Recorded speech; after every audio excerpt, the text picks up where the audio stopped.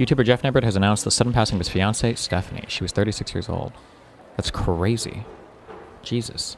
An important update from Jeff Nippard, or from the Jeff Nippard team. It is with profound sorrow that we share the sudden passing of Jeff's fiancée and partner of 10 years, Stephanie. As many of you know, Stephanie meant the world to Jeff. She will be remembered for her warmth and compassion, her love for her family, and her PhD research on ovarian cancer. We kindly ask for privacy as we navigate this tragic loss. Thank you for your understanding and support during this difficult time. What kind of stuff did that Nippard dude do? He's like a lifter on YouTube, one of the few that didn't become super political, and I think he tries to generally be pretty science-based with all the shit that he does. So like if he's got some new fucking lift or way to train or whatever, there's like 2 or 3 studies that he's like sourcing and he's literate and everything. Maybe one of the best. I don't even know who's left because so many lifter bros either sold out and just started shilling fucking supplements or became like crazy fucking MAGA people or are just fucking retarded or whatever. But I think Nippard is considered probably one of the best. He's actually political. He's an actual lib. He gets political, or he posts political stuff on Twitter sometimes. Oh, well, that's good. Oh, no, that's true, actually. I feel like I've seen him do that before. That's true. Maybe even with regards to, I think, vaccine stuff. Mike Israetel, I think Mike is also decently well regarded. I feel like Jeff Nippard is going to give you, like, this is, if you've done a lot of research, this is like your standard take on everything, and it's almost certainly going to be correct, and you're probably never going to be wrong with the stuff that Nippard says. I feel like Mike will sometimes take, sometimes not as popular positions, as slightly more controversial or not as well fleshed out or research stuff sometimes. But like generally speaking, like this is like you're like hardcore nibbling around the edges to criticize Mike when he's talking about, I think, diet and exercise. I think most people consider the Dr. Mike guy, the Mike Israetel guy, generally like 95% is like pretty good. But sometimes I think he'll have, I don't remember, it's been so long since I was watching these guys. Sometimes he'll have a little bit more controversial positions or takes on things or whatever. Dr. Mike is just a retard now. Mike Israetel, the lifter dude, is when it comes to fitness and stuff, or you mean like outside of fitness for political stuff? That's a whole other thing to talk about. Damn, this guy pushes a lot of videos a day. Airport gyms. $1 billion doesn't just grow on trees, and like, is spending it on healthier airports of all places a good idea? But I can't figure out, I was like, lifting at the airport and getting sweaty and then like sitting down for a connection? Huh? Did someone think that through? Lots of folks wanted healthier food and gyms. Many airports would have already built them with no need for the government to offer incentives. Remember, he's kind of a super libertarian sometimes as well, but did RFK talk about this? Who the fuck would lift? It's not even about having the clothes and the whatever, but just imagine like the mental, like you're on a connection and you're traveling and you got your fucking bags with you. I think, oh my God. People who run the airport have absolutely no conspiracy to sell you fast food. They don't care. And is that worth $1 billion of spending to make a not detectable dent in public health? Here comes administration is putting $1 billion in federal grant money toward making airports more family-friendly and health-oriented. I mean, these could be good things. It just depends on what that means. Airports can apply for funding to build things like kids' play areas, nursing/mothers' rooms, which is kind of a trip, family security lanes. Mike tends to give great advice. It's just that it tends to be the same thing. Lift relatively heavy, deep eccentrics, etc. But he gets shit since he goes very hard on the bro science lifters. Sure. But I mean, like when you're in like the square of like good fitness YouTuber people, like there's not much like new shit to be researched. Like they've discovered the new magical rep range to grow your pecs like never before. It's not 1 rep max. It's not 5 to 8. It's not 10 to fucking 15 or whatever. It's 9.5 reps, okay, at RPE 7.25, and this is the secret. This is the key. And sensory. Like most of it's going to be repeating the same shit, right? Now, there's also a push because you're thinking, okay, what does that have to do with health, really, and fitness, really?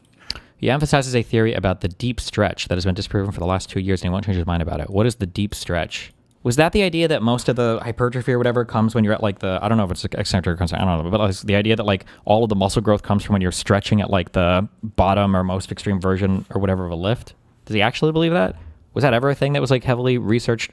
Like I know like full range of motion stuff for joint health and muscle development, everything is fine, but pausing at the bottom of the eccentric, a theory that stretch-mediated hypertrophy is better for every muscle group. Oh, okay. There's also a push for healthier food options and even small exercise or movement spaces inside terminals. I don't know what movement spaces means because the terminal is maybe the largest indoor movement space ever invented, and just walking around from one end to the other of the terminal will get you all the steps you ever need. I do that all the time at airports. But exercise spaces sounds curious. It sounds like maybe some lifting weights will happen at America's airports. Now, from a legal technical perspective, this is mostly incentives, not mandates. Airports aren't being forced. They're being encouraged with money. Here's some money, build some stuff.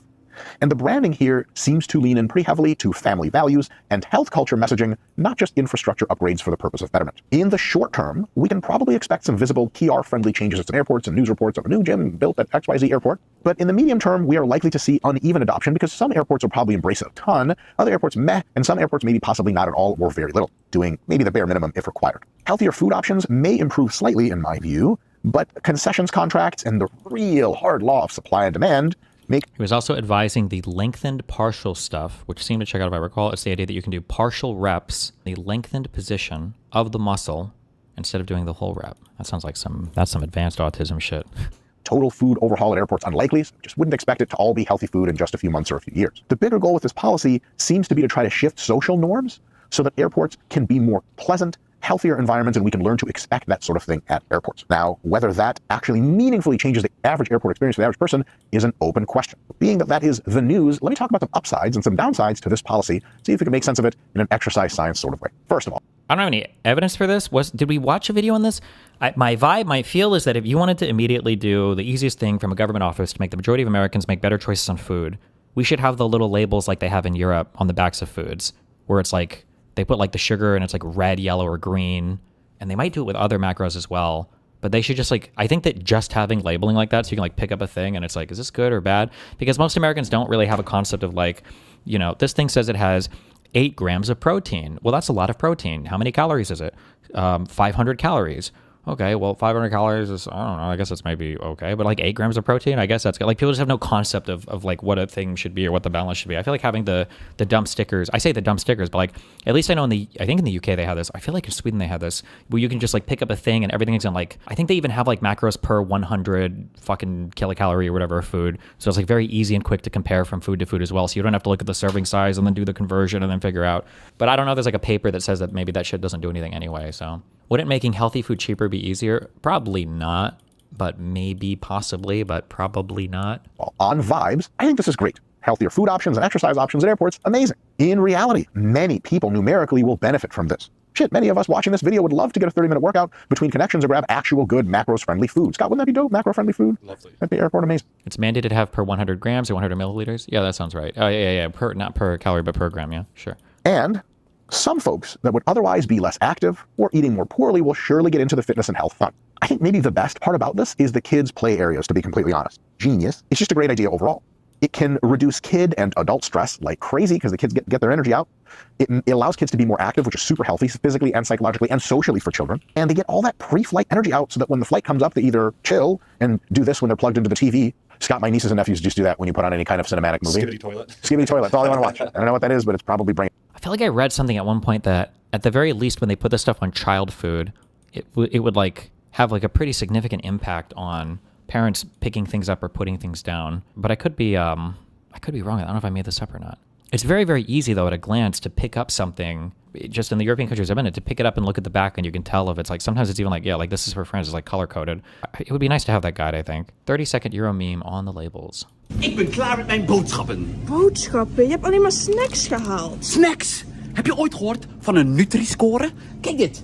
Mijn chocola. B. Pizza. A. Mega gezond. Chips. Een dikke vette B. Wat heb jij daarentegen? Ik heb gewoon gezond eten gehaald. Gezond? Uh-oh. C. True. Kaas van een D. True. Welke koers het Not gemaakt? good. Wat is dit? Een groentetaart van een D? Schaam je. Let een beetje op je lichaam. Ik ben klaar met mijn boodschappen. Do Amerifats not have macros per 100 grams or ounce or something? No. Our nutrition labels don't tell us much at all. It'll just be like, it'll just list like the actual amounts. It'll say percentage of daily like value, which I don't think anybody knows or gives a fuck about or anything. And yeah, it's just, it's our labels suck. Like if I were to look at American Coke can label, like this is basically what it looks like. This is what you get on American labels. Okay. Well, they don't even show us anything, I guess. Fuck me. And it's like, I don't know, like an American has no clue. Like, what do you do with this information, you know? Like, how do I compare this to anything else or what? I guess there aren't vitamins in it. And then it's like, I know a little bit more about nutrition stuff, but for an average American, you just look at this and it's like, I don't know, is it a lot? Is it a little? Who the fuck knows? There's just not much, you know, yeah, there's just whatever. Oh, okay. Like the thing that sucks is like RFK could have pushed for a better labeling system on our stuff. And it actually would have been like, I think meaningfully better, but there's, it's all fucking retarded shit. Destiny, it's per serving, but the US shit is pretty fine. And actually per serving can make sense. It's just sometimes it doesn't work well. I don't agree with that. I think having per 100 grams or whatever, it makes more sense because it's easier to compare one food to the next. Also, American companies will play games sometimes because you'll get like, I swear to God, this will say on the back of it, fuck, hold on. Like one bar will be, oh, this is serving size one bar. Sometimes they'll have like king size candy bars and it'll be like, the thing is 2.5 servings. So you're looking at this, it's like, okay, so I need to multiply everything on the back by 2.5. Oh, like, so here, like serving size, 1/2 bar. 36 servings per container. Oh, is this like a big thing of crunchy rice? Okay. But like, why are we doing serving sizes? It's just cringe. I just think it's stupid. All of our shit is fucked. Usually servings are standardized per type of food, no? In the US, fuck no. There's no standardized fucking anything that I'm aware of when it comes to labeling anything. It should just say if you eat it all. Yeah, like who the fuck does this? Or like, I'm pretty sure if you look at the labeling on Gatorade nutrition label, like who the fuck is drinking? Oh, these are listed in one bottle. That's good. I've seen Gatorade bottles, maybe it's a size bigger, where they'll label like 1.5 or 2 or 2.5 or 2 servings per thing. And I was like, who's treating these as 2 servings? Like who's drinking half a Gatorade, putting it in the fridge, Gatorade thirst quencher, about 2.5 servings per container. Why? It's just fucking cringe. I don't know. I think it's just crazy the way that we label shit in the US. Like, I don't know how, like a normal person who's not willing to read a bunch of shit about diet, how the fuck are you even having any idea what the fuck is on the back of the thing? Yeah. Brain rot. And or they just fall asleep versus if your kids have tons of energy because they didn't do any play at the airport, they're just like beating the back of the other seat or screaming at each other and no one's having any fun. Those are the upsides. And cheese in the Look at this. highest priority row, I don't think is a super sharp idea. You're going to be eating more of whatever foods you add them to. It affects major federal nutrition programs like school lunches and other government feeding programs. The government's newest visual food guide and is literally called the New Pyramid. And it's tied to the dietary guidelines. Ooh, new food pyramid. Did we get a new food pyramid? A new RFK approved food pyramid and I missed it? Is there any evidence for efficacy of that shit? European countries marginally lag USA in obesity rates. Well, this is relatively new, I think, for Europe, right? Like in the past decade. I don't know. You'd have to see. That's why I said I don't know if there's like a paper on it or anybody's done a study on how it impacts food choice. For Americans document 2025 through 2030. So the document is called Dietary Guidelines for Americans 2025-2030. I'm sure you've already read it. Scott, you've seen that copy I sent you, yes? Of course. Of course, we all read our homework. That document and the pyramid dropped on January 7th, 2026, mere very short time ago. It was released jointly by the U.S. Department of Agriculture and the Department of Health and Human Services, same tag team that puts out the dietary guidelines on a regular cycle. You might remember other pyramids from your childhood. The rollout was led by HHS Secretary Robert F. Kennedy Jr., a well-known TRT user, and FDA has a lot of guidelines for a lot of what you can choose as a serving size using RACC, amounts usually consumed. It's just there's foods that are exempt and foods where the RACC guidelines don't work well. Here you go. Ready? If it's in a small wrapping package, that's the serving size. Nobody is fucking buying a candy bar and eating half of it and then putting the other half in the shelf or in your cabinet to eat later. That's just fucking retarded, okay? USDA Secretary Brooke Rollins, who I've never heard of, but seems like they have a cool name. The big headline message is eat real food. And the translation here is eat fewer food-ish products that have 37 ingredients and a smiley face on the cover and eat stuff that looks like it's like actually made of food. And this isn't just a cute graphic the government put out. It affects major federal nutrition programs like school lunches and other government feeding programs. This is a big deal. In the fitness industry, the steroid accusations fly around everywhere until I don't know what to believe at Destiny. Okay, when it came to steroids, or sometimes people say you're juicing, or sometimes people will say you're on gear, there are a few, the trenbolone and whatever the fuck they're, these common, whatever the fuck they are. What's the meme? Eat, clean, trend hard, and there's a third thing. It used to be that like if you wanted to get involved in stuff like that, you had to do research. You had to order, sometimes if you're in the US, you have to order illegal shit. And it's like a hardcore, like 20 years ago, maybe even 15 years ago, like roiding was like a you have to do a lot of shit to be not natty. Okay, natty as a natural, and the only natural as in you're not taking exogenous hormones from outside your body to augment yourself. However, I think with the advent of and the availability of TRT, testosterone replacement therapy, basically now if you are an adult human male and you walk into any clinic in the United States, basically no matter what, you will be able to get a prescription for testosterone, which is essentially like a legal version of getting on gear for weightlifting, because I don't know if I would say most, but like you can go to a male health clinic and you can get what's going to be 100% pure and good, whatever they're using for DRT. It's literally by fucking physicians from pharmacies and everything else. You get injected. And a lot of people can use this recreationally, I'll say.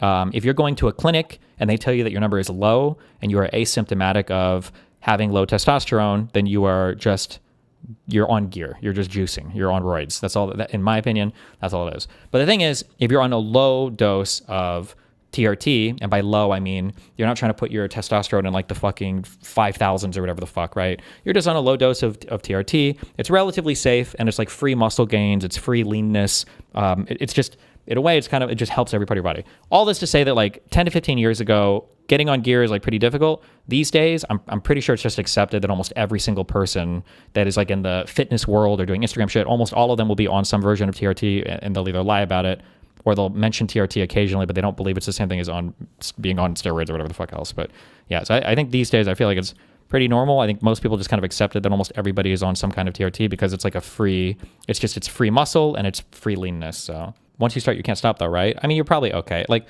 assuming that you're on low dose, this isn't medical advice, but assuming you're on when I say a low dose of TRT, it's going to improve your leanness and improve your muscle building, but it's not going to like make your balls fall off. I don't believe that like what you would get prescribed, my understanding is what you get prescribed at a male health clinic, maybe if you're on it for like 10 or 20 years, but it's not going to be a thing that's like in 1 year your balls fall off, like you're on some hardcore fucking roid cycle or whatever. Now, what's the pyramid recommending? In the top tier, and it really is kind of an upside down pyramid if you think about it, in the top Is it really that easy to get a prescription for a test?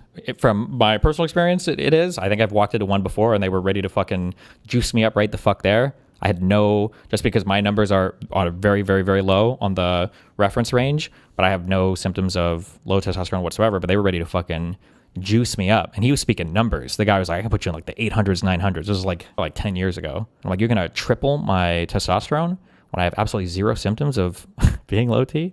And then I think when I did my hair thing, when I had my alopecia outbreak on my face, I think they mentioned offering it as well as like another service. I guess I didn't technically ask them, but from what I've heard, it's easier to get on testosterone as a male if you go to a male health clinic than it is to get fucking ADHD meds from like a telehealth thing. It's a very, very, very easy thing to do from everything I've heard.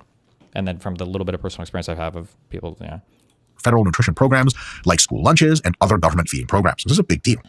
Now, what's the pyramid recommending? In the top tier, and it really is kind of an upside down pyramid if you think about it, in the top tier, the pyramid recommends protein, dairy, and healthy fats. They want you prioritizing protein basically every meal. They even give a target around 0.54 to 0.73 grams of protein per pound of body weight per day. Scott, that's real far. They even give a target around 0.54 to 0.73 That feels really high if you're not like actively lifting, but okay. 73 grams of protein per pound of body weight per day. Scott, that's real far away from a gram and a half. Isn't that right, brother? Yeah, bro. Yeah, man. Gram to the face. But higher than normal, which is interesting. The I'm just trying to hit my protein era is now federally approved, which is nice. The next tier has a vegetables and fruits, like 3 servings of vegetables and 2 servings of fruit per day, whole, colorful, minimal processing, all really good. I do have a bone to pick here. I haven't gotten to the criticism part of the talk. This is just a minor note. Scott, what's a serving? Oh, that's a great question. Uh-oh. There is no answer to the question that a human being can understand. Servings are stupid and pointless. But in any case, you can get at least a relative understanding that, look, protein sources. Yeah, I feel like it should just be per 100 grams or whatever, like in all of Europe and probably the rest of the world. But 0.5 is not high at all. Every single person typing in that this is not a high amount of protein is a loser, incel, retard on the internet. If you would ask a normal American person who weighs, the average American is what, 220 fucking pounds or whatever, hey, you need to get 0.7 grams of protein. You need to get from your diet 150 grams of protein a day. You're retarded. You're so fucking delusional if you think the average American can easily hit that goal. That's like a supplement level. Like I'm on protein, like, 150, yeah, let me eat fucking 2 chicken breasts every single day with my T-bone steak fucking dinner and my fucking 2 cups of 2% milk in the morning with my 3 eggs. Like, bro, that 150 grams of protein a day is an ungodly amount of, that for an average American that's not like prioritizing their fucking lifting macros, that's a ton of protein. You're crazy. Super important. Healthy fat sources are super important. Sorry, I love you. And then veggies and fruits after. Okay, cool. Next level is whole grains. They're in, but smaller, 2 to 4 servings per day. And they're very whole grains. Yes, refined carbs. There's also probably something to be said as well for the fact that I think that most protein consumption that Americans engage in is probably not the best. We tend to eat fattier meats instead of leaner stuff. So we gravitate towards like ground beef, 80-20 ground beef, or fattier, or like really buttered up steak, or hamburgers and cheeseburgers and stuff, ground beef, as opposed to like leaner meats or turkey or like we'll eat pork or whatever. Like the types of protein that we eat is usually served with a bunch of other not great stuff, and it's kind of, yeah, it's not It's just not. Generally, the conventional wisdom is that Americans could probably do with a little bit less protein in their diet. But when Americans think protein, I think usually the sources are from not the healthiest, like holistic foods or whatever. Sources are super important. Healthy fat sources are super important. And then veggies and fruits after. Okay, cool. Next level is whole grains. They're in, but smaller, 2 to 4 servings per day. And they're very whole grains, yes. Refined carbs, no. They explicitly say to avoid highly processed foods, especially the salty/sweet packaged stuff and ready-to-eat snack ambushes. I think this is great news. Sorry, I'll praise this later after telling you guys what is actually going on. Added sugar gets specifically roasted. It's basically not recommended with guidance to avoid added sugar entirely for kids aged 4 and under. For drinks, water and unsweetened beverages get the gold star, and alcohol gets a limit it because hydration shouldn't mean IPA-based, and I think we already knew that to begin with. They frame this, the authors, as a flexible framework, not a strict diet. More guardrails than nutrition prison you can never leave. All right, pretty interesting. But how is this different than the last pyramid? We're going to take a little history tour here. It's got rickety buses from the 1920s and smokestack chimneys and people going everywhere but in 3-piece suits. Did you ever notice that back in the old timey days, everyone was always in a suit? They dressed so good back then, man. It was sick. Like Peaky Blinders style was peak style. Can you imagine how bad people smelled? Yeah. Free air conditioning. Summer, yeah. I can't communicate with how fucking retarded you are. I'm so sorry. Chicken breast is 29 grams per 100 or grams or whatever. Wait, what? Is the protein 4 calories or 8? I forget. Fuck me. Is it 4?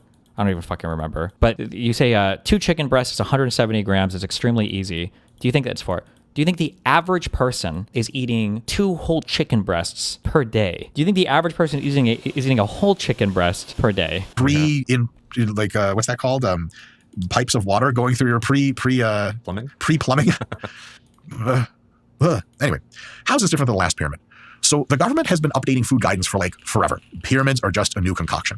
1916 was the first year governments really started telling people what to eat, and since then they've been keeping a good job at it. In 1992, several important things happened. One is the LA gangster rap scene was at its zenith. Scott, Snoop Dogg, Dr. Dre, Eazy-E. I mean, holy shit. The entire soundtrack to GTA San Andreas is like the most fire shit I have ever heard in my entire life. That is the most important thing that happened in 1992. But of secondary importance, the food guide pyramid, the classic horizontal layers, came out. It had a big base of grains. I used to eat Cheerios, Scott. And do you think people do not eat entire chicken breasts? How many chicken breasts do you think are sold in a package? I'm getting one guide, right? I feel like I'm getting one guide. I wasn't referring to what the average American eats. I was responding to your hyperbole about how much someone would need to eat to hit 150 grams of protein. It's not impossible to eat 150 grams of protein in a day. I'm just saying the average diet is nowhere near that. If I had to guess, somebody link what, if I had to guess, the average American probably consumes anywhere from 40 to 80 grams of protein a day, if I had to guess. And these are like fucking 3,000 fucking calorie diets. I don't know if somebody has a link to whatever that is. But. Read the pyramid autistically. Well, that makes sense. Because it was on the back of the Cheerios. The autism also makes sense. Big base of grains, then fruits and veggies, then protein and dairy, very different than this pyramid, with fats/sweets to use sparingly at the very top. So this is the carbs as the foundation era. In 2005, this got a big rework into the My Pyramid. Still a pyramid, but now it's vertical color stripes, which is a little confusing, and a little stick figure in the middle climbing stairs. It also added an oils band and baked in physical activity, which was cool. They finally realized you have to tell people to be physically active as well.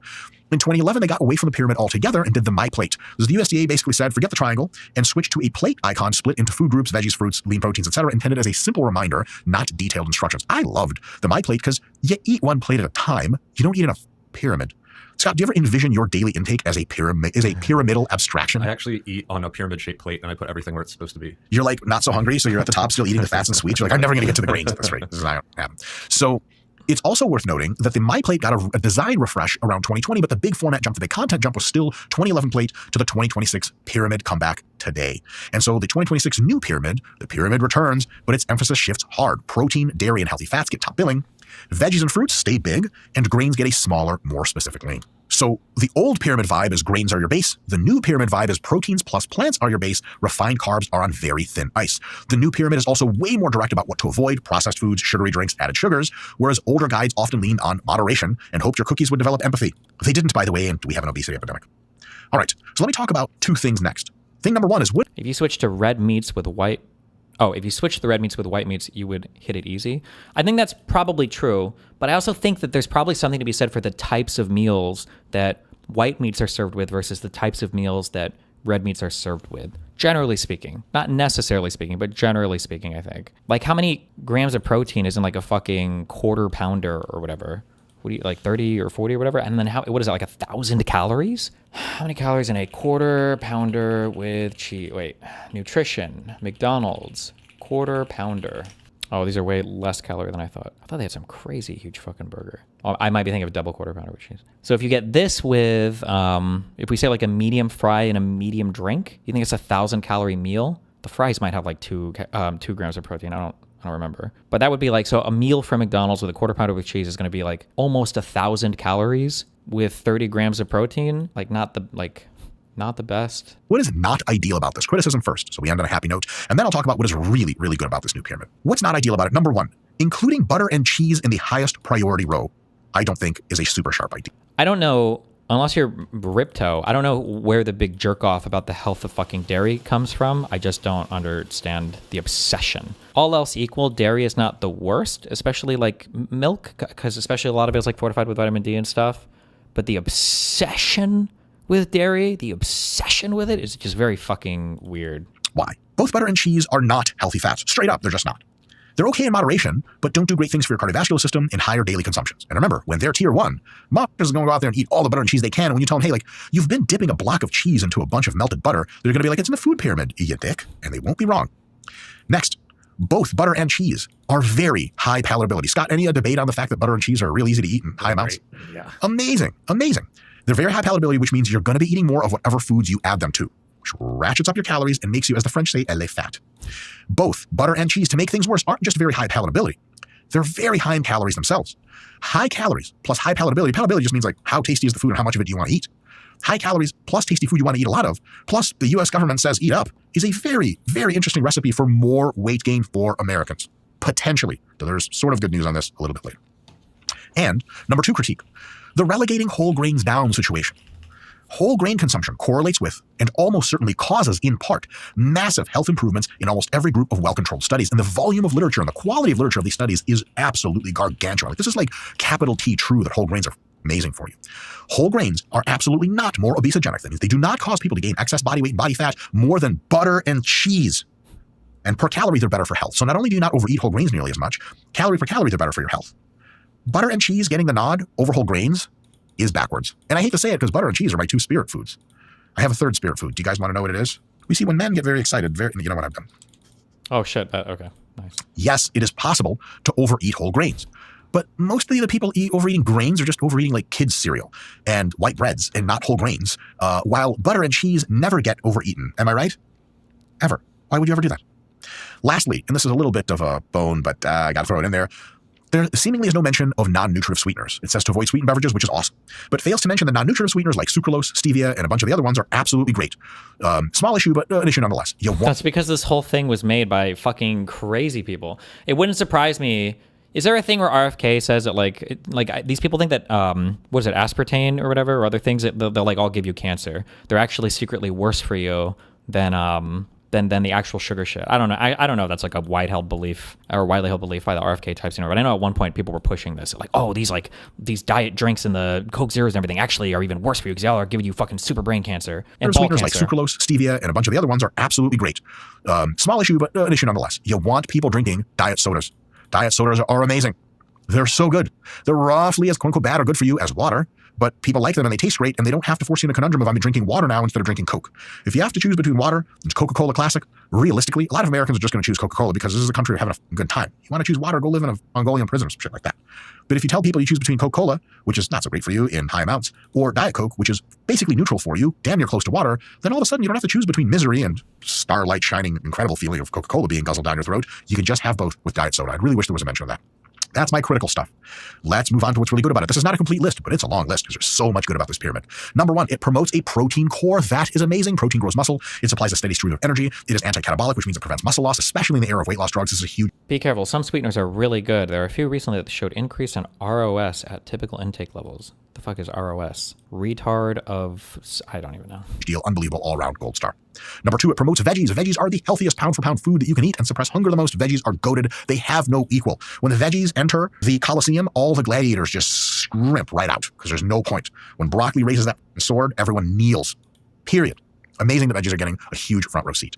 This pyramid also promotes minimally processed food. There are food processing methodologies that make foods even healthier. The thing that makes Greek yogurt go from full fat to no fat. The thing that gives you whey protein and casein protein powder. But a lot of processing is just designed for foods to have way more calories and way tastier and way less nutrients like fiber and vitamins. And so when it's Twinkies on the menu, yeah, man, processing sucks. For most people, the advice of less minimally processed food, more minimally processed food and less processed food is just really, really good advice. The other thing is this pyramid doesn't push like 900 grams of carbs onto people off the gate. Scott, you remember the 1992 original pyramid where the entire base was like, just looked like pieces of Cheerios or some shit? And like, how many bread slices and pasta spoonfuls am I going to have to eat to be a good person? And it's just kind of wacky. And so probably didn't have a major effect on people, which I'll talk about in a sec, but it's good that we're not telling people to eat just like grains until the cows come home for no goddamn good reason. It promotes healthy fats, which is amazing. Healthy fats like nuts, nut butters, olive oil, canola oil, avocados, things like that are phenomenal. Very difficult to overeat in the context of any kind of diet. Super, super healthy for all your body systems. Awesome. And this pyramid promotes dairy, which is actually interesting. Something I didn't used to know, but high-fat dairy, like whole milk, not processed dairies like cheeses and butters, high-fat dairy like whole milk, whole Greek yogurt, whole cottage cheese is actually super, super healthy in a calorie-balanced diet. So if you can get the calorie balance right, full-fat dairy is actually really dope. And obviously lean dairy is really, really dope. And lastly, a really good thing about this pyramid is it warns against sweetened beverages and alcohol. If all Americans stopped drinking alcohol just for a year and stopped drinking all sugar-sweetened beverages, you would see massive, massive weight loss, massive health improvements. Not going to happen anytime soon probably, but it is what it is. So amazing. Now, if I had to tweak my own food pyramid, anoint myself to king of health of the United States, is that king of health on steroids? No, shut up. You're going to jail in Guatemala or something. How would I do it? I would change the design just a little bit. The top row, the most prominent row, because of the upside down version, would have lean proteins, almost mandatory on every plate. The middle row would have veggies and fruits. The number of people that have ever gotten too fat eating veggies and fruits, minimally processed, super fresh, is very, very low, possibly zero.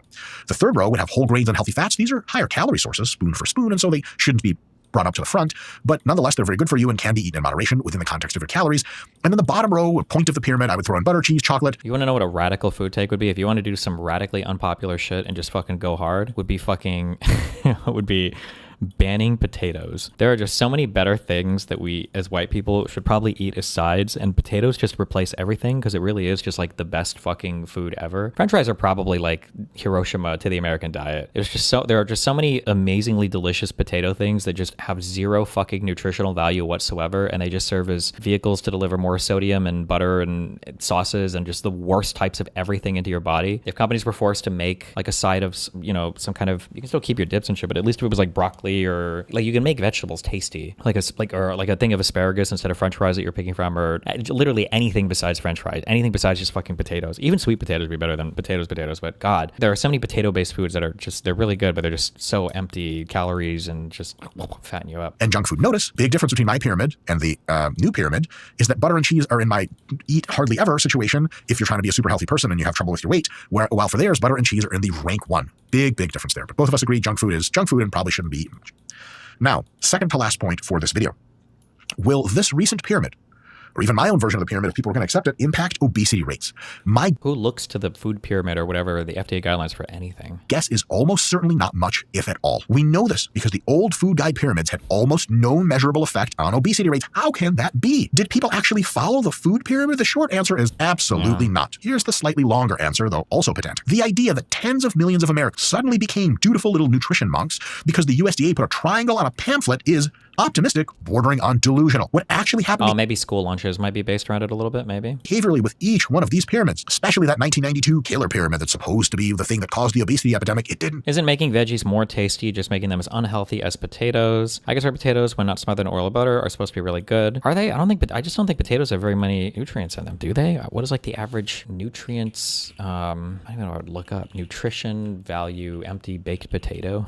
Lots of potassium if you need potassium. If you're short on potassium, they got that for you. You have to eat the skin though. They are supposed to be the most satiating carb per cal. That might be true if you take like a potato in its purest form, but that has absolutely nothing to do with the average potato consumption in the United States, because French fries are going to be some of you're too focused on nutrition. They just fill you up and they're low calorie. No. Fried French fries absolutely do not fill you the fuck up. It is super easy to destroy 1,000 calories of French fries without even fucking thinking about it. Maybe if you have like a baked potato or something else and you haven't loaded 50 trillion fucking things into it, but the average way that French fries, I think, the average ways that potato-related things are prepared for Americans is not like a satiating, nutrient-dense way at all. It's usually just super fried shit that is like super easily consumed instantaneously, very not nutritionally dense stuff. Allegedly, who knows what happened is people read the shit and they're like, oh, I gotta eat 18 trillion pounds of grains, and boom, I got fat.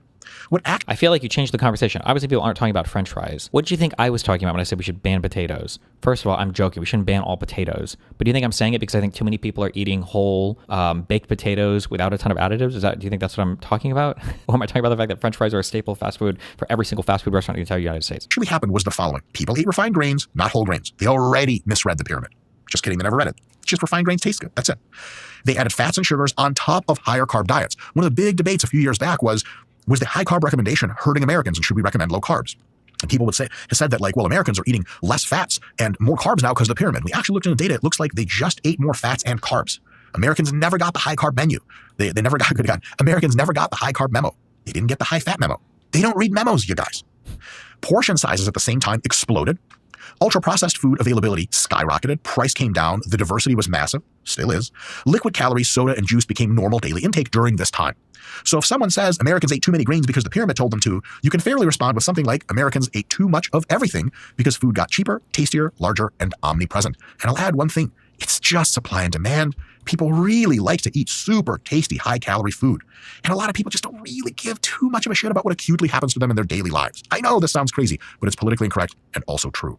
The pyramid, the original 1992 version, never... So maybe don't give disinfo that potatoes are unhealthy, and instead of saying potatoes are healthy, but how they are prepared is often unhealthy. Okay, well maybe you should give more qualifications, because technically there is no unhealthy way to prepare a potato. The unhealthy thing has to do with the consumption of the potato. And technically, it isn't unhealthy to even consume French fries. You would just have to moderate the amount that you consume. There's nothing unhealthy about eating 3 French fries with a meal. So actually, at the summer user, you're the fucking retard. Congratulations, all right? It said drink 64 ounces of Coke. It never said supersize it. It didn't say eat Doritos between meals. It didn't say consume over 3,000 daily calories even though you never move. Yet here we are. Compliance matters more than advice by a long shot. The most at-risk people for obesity, in fact, the people that should be heeding the advice of these pyramids the most, are predictably, as measured in the research literature, several things. They read the least nutrition guidance. They trust government advice the least. They have the least executive bandwidth to implement it, i.e. they have other priorities, and they often live in food environments, by choice, where pyramids are irrelevant abstractions and getting food that's really tasty and really convenient is absolutely number one on almost everyone else's mind. Meanwhile, the people who actually tend to read dietary guidelines and attempt to follow them are disproportionately more educated already. I already know most of the stuff. Higher socioeconomic standing. They're already healthier and have tons of really good health behaviors. They're way more conscientious and future-oriented, which means they actually organize their nutritional lives to give a shit about what happens to their health later. And they're just less likely to become obese regardless. This is one of these things where the pyramid is supposed to help the people that need the help the most, but the people that get the help are the ones that need the help the least and arguably just don't need it at all.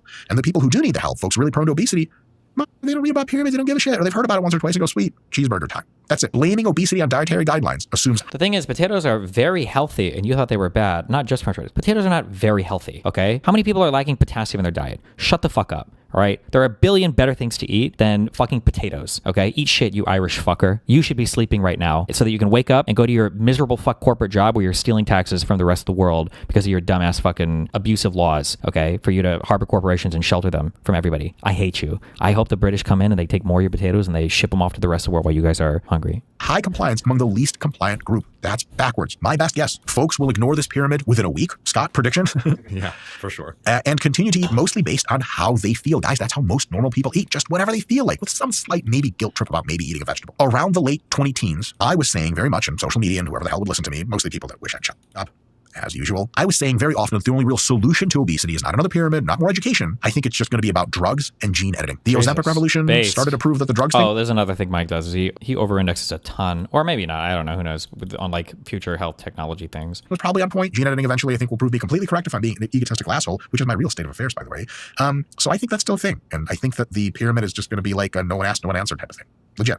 It sucks. I wish we could just tell people what to do with a wise and omniscient government, but that is not reality. I will leave you with something a little bit more positive and substantially more useful. I have 3 rules that can replace the entire pyramid. Tell your Number 1, no potatoes. family and friends about these 3 rules. Rule 1, eat a core of lean protein at every meal. Rule 2 is overall calories kept to keep you on track for a healthy weight. If you're overweight, that means less calories to lose weight. If you're normal weight, that means normal calories. If you're underweight, eat more. And lastly, number 3 is fill in the non-lean protein calories, because you have lean protein taking up some of the calories and you have a bunch of calories left over. Fill those in with any combo you like of veggies, fruits, whole grains, and healthy fats that are ideally minimally processed. And if you're struggling with weight, fill them in that order. So if you're struggling with your weight, way more veggies, fewer fruits, sparingly whole grains, and not a ton of healthy fats. If you're really struggling with keeping weight on your body, you can't gain enough weight, the doctors say that you're too skinny, etc., you need to start with healthy fats and whole grains, eat as many fruits as you can, and veggies are kind of sprinkled in to see if you're not super full yet. So it's taking the pyramid and turning it upside down. But as long as you're getting lean protein, and then all of your meals have the calories remaining from some combination of veggies, fruits, whole grains, and healthy fats, probably in that order, you are going to have a real goddamn good time at your nutrition. And it really only needs to be that simple. Healthy fats versus whole grains is not a combat Godzilla versus Mothra show we ever need to see, because they're both totally awesome. Fruits and veggies are both totally awesome. We don't need that fight. We do know that butter and cheese are on the sidelines of that fight because they're arguably the enemy and not the main show. I hate talking shit about butter and cheese because for the soul. Scott, if I gave you a buttery cheese sandwich, could I even make you happier after that?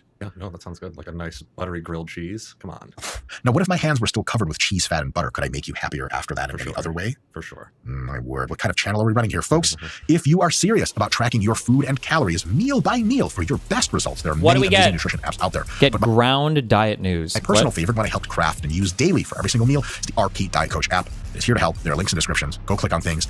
And oh my God. Why don't you download yourself a picture of RFK Jr.? Here's your homework. Just stare at it. That's what a real man looks like. I'll see you guys next time. Okay, good job.